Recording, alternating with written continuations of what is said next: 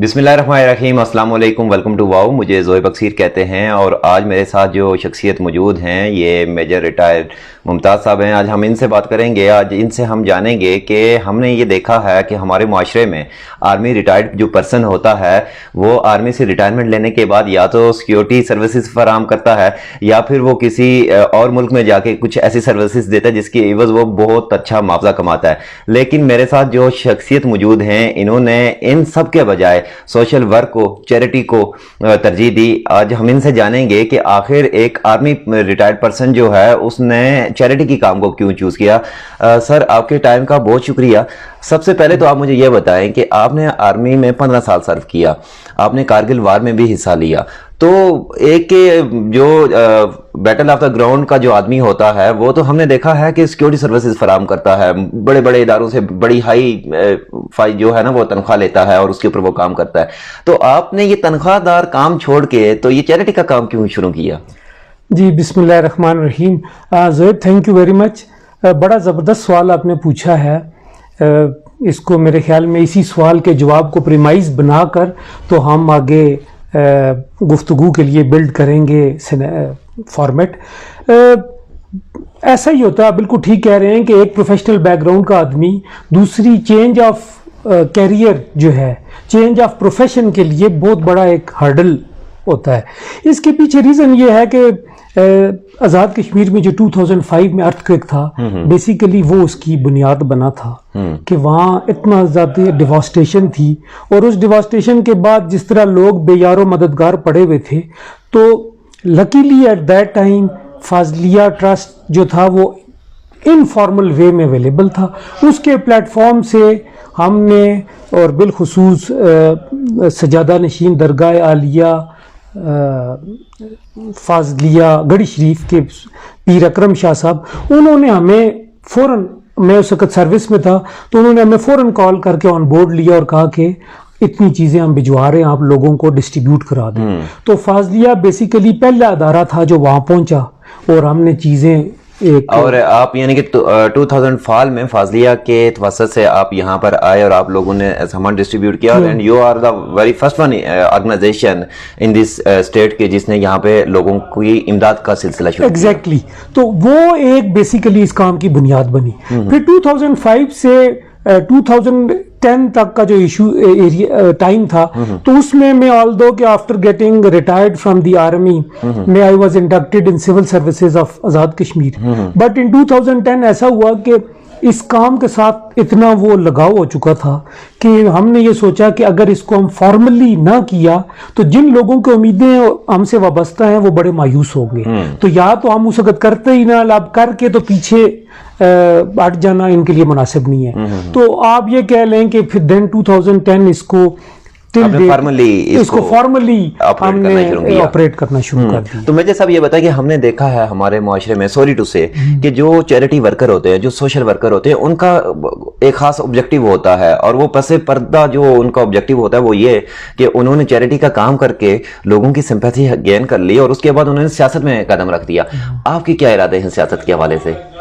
ये honestly speaking अभी तक तो कोई ऐसा हमने सोचा नहीं है, ना ही कोई एम एंड ऑब्जेक्टिव हमारे वहम गुमाम में किसी जगह किसी गोशे में ऐसी कोई बात नहीं है। और जो काम भी कर रहे हैं, देखें हम अल्हम्दुलिल्लाह केपी में भी कर रहे हैं, पंजाब में भी कर रहे हैं और आज़ाद कश्मीर के भी उन डिस्ट्रिक्ट्स को ज़्यादा टारगेट कर रहे हैं। फॉर एग्जांपल नीलम है, हवेली है और बिल्कुल LOC के पास जो करीब तरीन एरिया है। तो अगर सियासत में कहीं आना भी हो तो शायद धीरकोट से आना होगा, हवेली और नीलम वैली और KPK के लकी मरवत और पेजू और वो जो तख्ती खेल और शुमाली वजीरिस्तान से तो नहीं आना। तो वहां पे भी अल्हम्दुलिल्लाह हम इससे ज्यादा काम कर रहे हैं। तो इस यानी कि सियासत में आने का आपका कोई इरादा नहीं है। सही। और ये जो लोग जो सोशल वर्कर के नाम पे या सोशल ऑर्गेनाइजेशन बना के वो एक लोगों की सिंपैथी गेन करने के बाद होता ये है कि वो तभी पता चलता है कि जब उनके पोस्टर्स हम बाजार में देखते हैं कि वो उम्मीदवार बराए कौमी असम्बली हैं। तो आप ऐसे लोगों को क्या पैगाम देना चाहेंगे? देखिए, ऐसे लोगों के लिए मेरा यही पैगाम है कि चाहे आप पॉलिटिक्स में हो या किसी भी प्रोफेशन में हो, आपको one should not deceive anyone, specially general public, जो कि बेचारे मासूम लोग हैं। आप उनको शऊर दें, आप उनको विजन दें, आप उनको राइट एंड रॉन्ग में डिफरेंशिएट करने का तरीका बताएं, ठीक है, वो फैसला खुद करेंगे। और सियासत भी मैं ये कहता हूं कि कोई इतना बुरी चीज नहीं है, उसमें के अंदर वो भी एक खिदमत का नाम है, लेकिन अगर उसको खिदमत समझ के किया जाए तो। और सेकेंडली मैं ये भी कहता हूं कि जो लोग आजकल चैरिटी वर्क के साथ हैं वो अपने एम्स और ऑब्जेक्टिव्स के साथ, और एक चैरिटी जो ऑर्गेनाइजेशन होती है, जो चैरिटी वर्कर होता है, उसके एम और ऑब्जेक्टिव्स वो हैं क्या, उनके लिए मोटिवेशन क्या है? इसमें आपके सवाल के दो पार्ट हैं। एक तो एम्स एंड ऑब्जेक्टिव्स जो है ना, लेकिन बेसिकली तो ऐसा है कि जो मुल्क का आइन कानून और जो हमारी रजिस्ट्रेशन और रेगुलेटरी अथॉरिटीज हैं, वो तो आपको कहती हैं कि तीन चीजें हैं बुनियादी तौर पे, ह्यूमन राइट्स है, अवेयरनेस है और सोशल जस्टिस है। सही, जिसकी बेस के ऊपर ये तमाम इदारे बनते हैं, काम करेंगे। अब इन चीजों को अचीव करने के लिए जो स्टेप्स आप लेते हैं वो आपके ऑब्जेक्टिव्स हैं। सही, वो आप अपनी मर्जी से डिफाइन कर सकते हैं, लेकिन बुनियाद ये एम जो है वो यही है कि सोशल जस्टिस को, अवेयरनेस को और हमने ह्यूमन राइट्स को टारगेट करना है। उसके उनको अचीव करने के लिए आप मुख्तलिफ किस्म के ऑब्जेक्टिव रख सकते हैं। फिर जो उससे अगली जो बुनियाद है वो भी बड़ी क्लियर है कि मिलेनियम डेवलपमेंट गोल्स हैं, MDGs, वो ईयर 2000 में वो 7-8 गोल्स थे, जिसके अंदर एजुकेशन नंबर 1 था, हेल्थ नंबर 2 था, पॉवर्टी एंड हंगर नंबर 3 था, एंड सिमिलरली 3-4 और हैं। तो आप ये भी एक बाइंडिंग है from the government of Pakistan and bylaws, वो आपको डिक्टेट करते हैं कि आपने MDGs में से किसी 3 को मिनिमम जरूर टारगेट करना है। और देन आफ्टर MDGs, ये MDGs ईयर 2000 के थे, 2015 onwards those MDGs unfortunately Pakistan was unable to achieve those targets. और फिर 2015 में SDGs, सस्टेनेबल डेवलपमेंट गोल्स दिए गए, जो ये 2030 तक हैं, और वो 11 to 14 है, मुझे एग्जैक्टली उनका नहीं पता।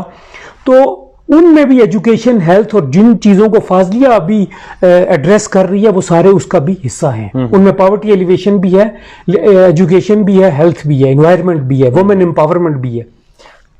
तो ये सारे वो बेसिकली ये, और इसमें तो आपको अब एक चीज क्लियर हो चुकी होगी कि ऑब्जेक्टिव्स ये हैं जो हमारे बाय लॉज में और जो मुल्क के आइन में लिखे हुए हैं। इसके अंदर आफ्टर आप ये कह लें कि 2015 ऑनवर्ड्स जो फैटफ वाला इशू हुआ था, मनी लॉन्ड्रिंग वाला था, तो उसके अंदर अब ये भी कानून बन चुका हुआ है कि as an NGO to receive any grant from abroad आपको economic affair division, ministry of finance के साथ रजिस्टर होना और NOC लेना इज कंपलसरी। और आप उसको अचीव करने के लिए आपको कमोबेश 15 से 20 लॉ एनफोर्समेंट एजेंसी से NOC लेना होता है। Only then you can receive foreign funding, one.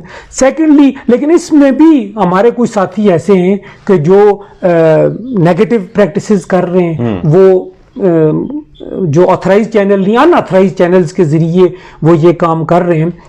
तो मेरी ये गुजारिश है उनसे कि देखें, आप चैरिटी वर्क में और रफ़ाए आमा के कामों में morality is the first thing. और आपकी अगर मॉरल वैल्यूज, आपकी सोशल वैल्यूज, आपकी, और अगर आप लीगल वैल्यूज का एहतराम नहीं करते तो मेरे ख्याल में फिर हमें ये काम छोड़ देना चाहिए। आप सबको ये मैसेज दे रहे हैं कि हमें इन मॉरल और एथिक्स के अंदर रहते हुए काम करना चाहिए। क्योंकि अगर आप कहते हैं कि हम अल्लाह की खुशनुदी के लिए, अल्लाह की रजा के लिए खिदमत खल्क और खिदमत इंसानियत कर रहे हैं, तो बेसिक क्वेश्चन है कि तो फिर आप मुल्क का कानून क्यों वायलेट कर रहे हैं? आप मुल्क के कानून की बेइज्जती क्यों कर रहे हैं? In other words, you are abusing the law. तो आप ऐसा करके किसको फायदा देना चाहते हैं? इट मींस कि आपका कोई हिडन मोटिव है। तो मेरे ख्याल में जो लोग, जिनके जो डॉक्यूमेंट्री जो रिक्वायरमेंट्स, फॉर्मेलिटीज, लीगल फॉर्मेलिटीज जो कंप्लीट हैं, तो इट मींस कि वो स्ट्रेट एंड फॉरवर्ड ऑर्गेनाइजेशन से। सही। अच्छा मेजर साहब, आप मुझे ये बताएं कि मैंने फाजलिया के हवाले से जहां तक आपके इलाके में सर्वे किया, तो आपके हवाले से मुझे एक शिकायत मौसूल हुई। वो शिकायत ये थी कि फाजलिया वाले आपको फूड लेके दे सकते हैं, आपको मशीनें लेके दे सकते हैं, आपको बिजनेस सेटअप करके दे सकते हैं, नकद पैसे नहीं देते। ये नकद कैश क्यों नहीं देते आप? जी, ये अच्छा। हो सकता है कि मैं अपनी मर्जी से कोई बेहतर कारोबार कर सकूं। बिल्कुल आप ठीक कह रहे हैं। देखें हमारी जो रजिस्ट्रेशन अथॉरिटी है, तो हर एनजीओ को basically Pakistan centre for philanthropy से सर्टिफाई होना जरूरी है। ऑलराइट। और अगर इस सवाल के जवाब में थोड़ा सा मुझे टाइम दीजिएगा कि एक बैकग्राउंड बताना बड़ी जरूरी है। पाकिस्तान में 1 लाख से 1.5 लाख ऑर्गेनाइजेशंस काम कर रही हैं, ठीक है, 1 लाख से 1.5 लाख। और लेकिन अनफॉर्चुनेटली 12,000 से 15,000 टोटल रजिस्टर्ड ऑर्गेनाइजेशन है। सही। और उन 12-15,000 में से कुछ हंड्रेड्स जो हैं, 600, I don't remember exactly, PCP की वेबसाइट पे फिगर होगा, 671 है या वो सिर्फ पीसीपी से सर्टिफाइड है। पीसीपी एक इंडिपेंडेंट एवेल्युएशन अथॉरिटी है जो आपको सर्टिफाई करता है on and basin on their evaluation. जो एफबीआर है वो आपको टैक्स एग्जेम्पशन देता है। एफबीआर और पीसीपी और आपकी रजिस्ट्रेशन अथॉरिटी और ईएडी और जितनी भी आपके लॉ इन्फोर्समेंट एजेंसीज हैं, उन्होंने एक लॉ पास कर दिया हुआ है कि आप किसी शख्स को इन कैश पैसे नहीं दे सकते, किसी यानी कि बेनिफिशियरी को। जो ऑर्गेनाइजेशन इस टाइम जो कैश पैसे दे रही हैं, जो ये कर crime रही है वो 100% इलीगल है। वो 100% इलीगल है। ना हम इसको प्रमोट करते हैं, ना हम इसका दर्स देते हैं, ना हम इसका पाक बनते हैं। नकद पैसे ना देने के पीछे लॉजिक क्या है? देखें लॉजिक ये है, इसके सबसे बड़ा लॉजिक ये है कि एक तो मनी लॉन्ड्रिंग वाला इशू है। पाकिस्तान ऑलरेडी ग्रे लिस्ट में है। बिल्कुल। और अभी आपका ट्रायल बाकी है, मेरे ख्याल में इस जून में या जुलाई में दोबारा इजलास होना है, और आप स्टिल आप ग्रे लिस्ट में, और आपको खदशा है कि अगर आप ग्रे लिस्ट से ब्लैक लिस्ट में चले गए तो आपके ऊपर सैंक्शंस लग जाएंगे। बिल्कुल ऐसे ही। तो हम क्यों ऐसी प्रैक्टिसेस करके वेस्ट को और जो लोग आईएमएफ को ये पैगाम दें कि हम चोर हैं और हम क्यों नहीं सीधे तरीके से काम कर सकते। सेकेंडली, अगर आप किसी को पैसे देते हैं तो वो किसी नेगेटिव एक्टिविटी में अपने आप को डाल सकता है। फॉर एग्जांपल, अगर वो एंटी स्टेट काम शुरू कर दे, वो उसे गोला बारूद खरीदना शुरू कर दे, वो कोई और काम कर ड्रग ले सकता है, हाँ, फिर वो अपना नुकसान और माशरे का नुकसान भी कर सकता है। वो ड्रग एडिक्टेड भी हो सकता है, वो इसका नेगेटिव यूज भी कर सकता है। तो किसी भी चीज का नेगेटिव यूज जो है वो एक्सेप्टेबल नहीं है। फिर एज एन एनजीओ हमारे ऊपर सबसे बड़ी रिस्पॉन्सिबिलिटी ये है कि हमने लोगों को गाइड भी करना है, हमने उनको बेसिक नो हाउ भी देनी है। देखिए हमारे पास कई बेनिफिशरीज ऐसे आते हैं जिनको पता ही नहीं है कि उनको चाहिए क्या है। बिल्कुल ऐसा ही है। तो उनको टीच करना, पैसे तो हर बंदे की रिक्वायरमेंट है, उनको ये कहना, उनकी कैपेबिलिटी, उनके हिडन जो उनके अंदर टैलेंट है, हम उसके मुताबिक उनको कहते हैं कि आप एक रोजगार स्कीमों के जरिए, अभी हम उनको कह रहे हैं कि आप पोल्ट्री फार्म खोल लें, गोट फार्मिंग कर लें, आप एक घरेलू स्टोर खोल लें, आप उसके लिए स्टिचिंग यूनिट कोई खोल लें। और अल्हम्दुलिल्लाह 10-12 इसी तहसील के अंदर लोगों ने काम शुरू किया हुआ है और वो एक सक्सेसफुल मॉडल जा रहा है। आपने तो वोकेशनल सेंटर्स दिए, आपने फर्स्ट एड का सामान दिया, आपने फूड आइटम्स दिए, उसके अलावा आपने एजुकेशन सेक्टर पे काम किया। तो आपने इन सब पे काम करने के दौरान जो बुनियादी चीज होती है कि फॉर एग्जांपल एक बंदा आपके पास आता है, वो आके आपको अपनी रिक्वायरमेंट बताता है, तो आपका सबसे जो पहला स्टेप होता है वो होता है उसकी वेरिफिकेशन कि आया ये बंदा इससे सारी चीज के लायक भी है या नहीं, ये डिजर्व भी करता है या नहीं। तो ये वेरिफिकेशन का जो एक अमल होता है, जो पर्सन टू पर्सन वेरिफिकेशन होता है, ये कितना मुश्किल होता है और आप इसको कैसे करते हैं? जी, आपने जो सवाल आपका पूछा, बेसिकली उसको हम टेक्निकल लैंग्वेज में या अपनी लैंग्वेज में हम उसे कहते हैं नीड असेसमेंट। कि जब बेनिफिशियरी हमें अप्रोच करता है तो पहली चीज जो हम करते हैं वो नीड असेसमेंट करते हैं। उसका एक फॉर्म डिजाइन हुआ होता है हर उसके लिहाज से। वो हमारा जो फील्ड ऑफिसेज हैं वो हम उनको देते हैं, वो फिर उस बंदे से क्वेश्चन आंसर्स करते हैं, जिससे वो ये मालूम करने की कोशिश करते हैं कि बेसिकली इसकी जरूरत क्या है। उसके बाद वो नीड असेसमेंट के बाद हम उसका एक बेसलाइन सर्वे करते हैं कि उसकी वर्बल जो इंफॉर्मेशन डाटा है उसके ऊपर फिजिकली हमारा बंदा जाके उसकी सराउंडिंग से वो डाटा वेरीफाई करता है। और वो डाटा वेरीफाई करने के बाद वो हमारे हेड ऑफिस में हमारी प्रोग्राम टीम के पास आ जाता है। हमारी प्रोग्राम टीम जो है वो उस सारी चीजों को उसको एनालाइज करती है और उसको क्रिटिकली उसको ऑब्जर्व करती है। Basin on all these 3 things के नीड असेसमेंट, उसकी सर्वे, हम फिर एक उसके लिए प्रोजेक्ट वो डिजाइन करते हैं और उसको शॉर्टलिस्ट करते हैं, फिर देन हम उसको वो असाइन करते हैं और उसके बाद आपका मुकम्मल चेक एंड बैलेंस होता है और उस उसको प्रोजेक्ट हम के फिर ऊपर। देन हम मॉनिटरिंग वालों के हवाले कर देते हैं, वो उसको मॉनिटरिंग करते हैं। यही एक टेक्निकल भी है, साइंटिफिक भी है और एक प्रोग्रेसिव भी वो है। लेकिन अनफॉर्चुनेटली होता ये है कि मैं अक्सर देखता हूं कि जो लोग वो उनमें से किसी स्टेप को फॉलो नहीं करते, वो बेनिफिशियरी अगर कहता है कि जी मैंने एक दफा ऐसा भी हुआ कि किसी ने कहा कि मैंने यहां पर एक कैश एंड कैरी खोलना है, तो मैं देखा कि ये एनजीओ का मैंडेट नहीं है। तो हमने उसे कहा यार देखो हम तुम्हें इस काम के लिए हेल्प नहीं कर सकते because it is a luxury. इधर एक तरफ लोग भूखे मर गए, तुम कह रहे हो कि कैश एंड कैरी खोलना और उसके लिए तुम्हें 2 मिलियन चाहिए। सारी बात है 2 मिलियन से नीचे कैश एंड कैरी नहीं खुल सकता। तो ये that it is no more a necessity, it is a luxury. We और फाजलिया का जो है कि we are not here to afford the necessity of any beneficiary, sorry, we are not here to afford the luxury of any beneficiary. Now We you are are right. only here to afford the necessity. Yes. And that too the necessity of life. ठीक है, आप देखें अगर एक तरफ बच्चा primary school नहीं पहुंच पा रहा गुर्बत की वजह से, या 2.5 करोड़ बच्चे out of the school children है, तो दूसरी तरफ हमें एक उसी जगह पे से एक बंदा कहे मुझे पीएचडी करा ले, तो ये कंपैरिजन नहीं है। बिल्कुल। The basic education and the universal education is primary है। हमारा पहला जो प्राइमरी टास्क है वो ये है कि हम उस बच्चे को स्कूल पहुंचा दें। वो जो पीएचडी वाला एजुकेशन है वो लग्जरी है, वो अगर उसने नहीं भी हासिल की तो उससे किसी को नुकसान नहीं होगा। बिल्कुल ऐसे ही। और अगर प्राइमरी वाला बच्चा अगर हाँ वो जाएगा तो वो मुल्क के लिए और माशरे के लिए एक फाल और अच्छा मेंबर बन जाएगा। अच्छा मेरे साहब, आप मुझे वेरी क्विकली मैं आपसे एक चीज़ जानना चाहूँगा, वो ये कि आपने जब से फाजलिया को ज्वाइन किया है उस वक्त से लेके आज तक फाजलिया के ज़ेर एहतमाम जितने भी प्रोजेक्ट्स आए हैं उनके हवाले से जो पब्लिक ओपिनियन थी वो क्या है? पब्लिक ओपिनियन अभी या पहले?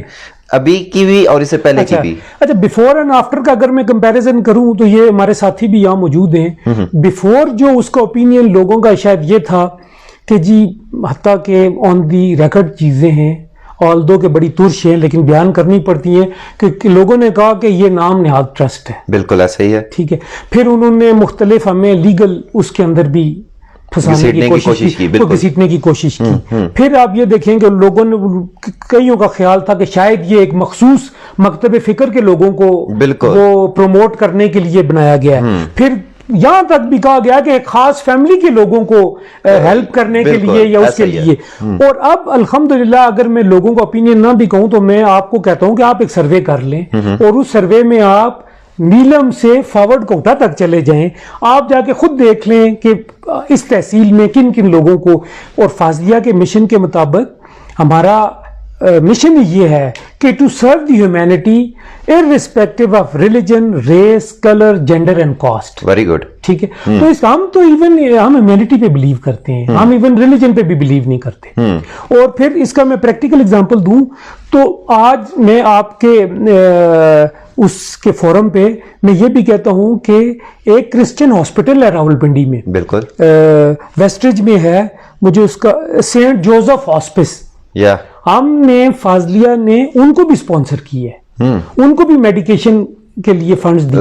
ये उन लोगों के लिए जवाब है जो आपके ऊपर कहते हैं कि ये खास घर को खास मकतब फिक्र के लोगों को, फैमिली को, इलाके को और उन लोगों को या दरगाह से वाबस्ता जो मुरीदीन है सिर्फ उनको बेनिफिट करने के लिए बना था। लेकिन अल्हम्दुलिल्लाह ये बातें आज बिल्कुल गलत साबित हो चुकी हुई हैं और इससे कई ज्यादा सच जो है वो सामने आ चुका हो। मैं जैसा मैं आपसे एक चीज जानना चाहता हूं कि हमारे माशरे में जो माजूर अफराद हैं वो हमारे माशरे का एक ऐसा हिस्सा है कि जिनको हम अक्सर नज़रअंदाज कर देते हैं क्योंकि वो डिसेबल हो जाते हैं और हम उनके ऊपर वैसी तवज्जो नहीं दे पाते जिसके वो हकदार होते हैं। तो फाजलिया ट्रस्ट माजूर अफराद के लिए क्या कर रही है? देखें, हमने अपनी तमाम प्रोजेक्ट्स के अंदर एक मखसूस कोटा फिक्स किया हुआ है फॉर डिसेबल्स, फॉर वुमेन, ठीक है, फॉर ओल्ड एज पीपल। और उन तमाम उनकी पार्टिसिपेशन वी इंश्योर के उसके अंदर जो भी शेयर है वो माजूरों को भी मिले, खवातीन को भी मिले, ओल्ड एज के लोगों को भी मिले और and then to the general public. तो ऑल्दो के फाज़लिया सिर्फ मजदूरों के लिए नहीं काम कर रही, चूंकि हमारा वो मैंडेट नहीं है। बिल्कुल, हाँ। लेकिन ये भी नहीं कहा जा सकता कि हमने किसी भी वक्त किसी भी फोरम पे किसी भी प्रोजेक्ट में मजदूरों को इग्नोर किया हो।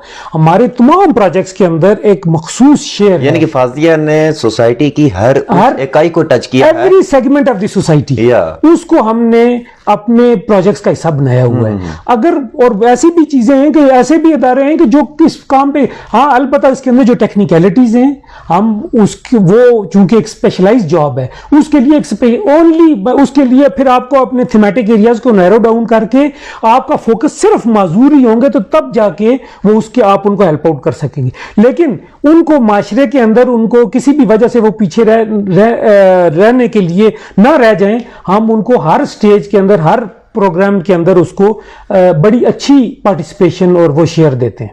अच्छा, मैं आपसे आखिरी सवाल की जानी बढ़ूंगा, वो ये कि आपका जो है एक विजन जो है वो क्या है फाज़लिया को लेके, और आपकी और आपकी टीम का एक ख्वाब है, एक आप लोगों ने गोल सेट किया हुआ है, वो उस गोल के हवाले से मैं जानना चाहूँगा। और उसके साथ साथ हमारे जो नाजरीन आपको देख रहे हैं, मैं ये चाहूँगा कि आप इसी जवाब के अंदर इनको भी कोई पैगाम दे दें। जी, ये बड़ा ज़रूरी सवाल था।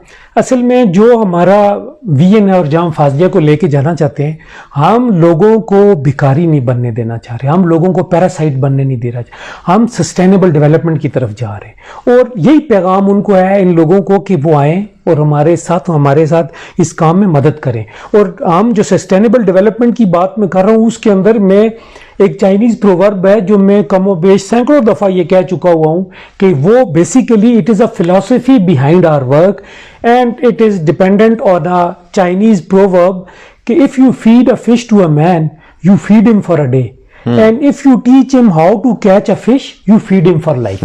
हम लोगों को मछली पकड़ना सिखाना चाहते हैं और इसके लिए हम लोगों को कहते हैं कि आए हमारा साथ दें और लोगों को भिखारी ना बनाएं। और मैं खास तौर पे आप ये भी कहेंगे कि हमारी जो फूड ड्राइव होती है तो उस वक्त किसी टाइम पे लोग हमें कहते हैं, मैं आपको बताऊं फिर अगेन आई विल कोट के नीड असेसमेंट भी जरूरी है। जब किसी को शख्स भूखा है या प्यासा है उस वक्त उसको प्यासे को पानी ही चाहिए, उसके आगे जितने मर्जी खाने रख दिए जाएंगे उसकी नीड पूरी नहीं होगी। ऐसे ही है। तो लेकिन जब कोई डिजास्टर आ जाता है कि जिस तरह कोरोना था, वो नीलम वैली वाला एवलांच था, या कोई और नेचुरल और मैन मेड डिजास्टर आता है, उस वक्त लोगों को खुराक ही चाहिए होती है। उस वक्त हम इंडस्ट्री लगा नहीं सकते या उस वक्त इंडस्ट्री लगाने का उनको फायदा नहीं होगा। उस वक्त बेनिफिशरी को अपना लिविंग के लिए काम फॉर कोरोना के दौरान अगर कोई आता है आपको कहता है मैं बिजनेस सेटअप करना चाहता हूं, पूरी दुनिया का कारोबार ठप है, आप उसको बिजनेस लगा के देख के क्या करेंगे? उस वक्त फूड ड्राइव ही बेस्ट पॉसिबल थी या मेडिकल। तो मेडिकल में आपने देखा कि हम उनको सिर्फ अवेयरनेस क्रिएट कर सकते थे। मेडिसिन तो अभी जुमा 8 दिन हुए आए हुए, 2-4 माह या 6 माह हुए, उस वक्त तो नहीं थी। उस वक्त उनको वही चीज चाहिए। और हुकूमत मेडिसिन के हवाले से बड़ा मुअस्सर काम भी कर रही है। जब ऑर्गेनाइजेशन की जरूरत पड़ी तो आप शायद सबसे पहले होंगे कि जो कश्मीर में उस मेडिसिन को लेके आवाम तक पहुंचेगी। एग्जैक्टली। तो मैं सबको ये पैगाम दूंगा कि वो अपने आप को अब जो हुकूमत और आइन के अंदर जो हदूदों के यूद हैं उसके अंदर रहकर काम करें और उसके अंदर रहकर ही हमारी इज्तिमाई और इज्जत भी उसके अंदर महफूज है। और जो ऑर्गेनाइजेशन या NGOs के ऊपर जो सबसे ज़्यादा उंगली उठती है वो इसीलिए उठती है कि हम मुल्क के कानून की को पामाल करते हैं और उसके लिए सारा हम एक नॉट फॉर प्रॉफिट ऑर्गेनाइजेशन का देते हैं, which is wrong. Thank you very much. नाजरीन, ये थे हमारे साथ फाज़लिया ट्रस्ट के करता धरता मेजर मुमताज़ साहब, और आपने इनके ख्यालात सुने और आपने ये जाना कि फाज़लिया ट्रस्ट का विजन क्या है, ये काम कैसे करती है, इसका चेक एंड बैलेंस का क्या निज़ाम है, और उसके अलावा फाज़लिया ट्रस्ट दर हकीकत कश्मीर में या पाकिस्तान में करना क्या चाहती है। तो बस जाते जाते आपसे एक ही बात तो कहनी है कि हद नज़र से आगे ज़िंदगी अभी मुस्कुराती है। मेरा पैगाम तो मोहब्बत है। जहाँ तक पहुँचे मेजर साहब, आपके कीमती वक्त का बहुत शुक्रिया। Thank you very much.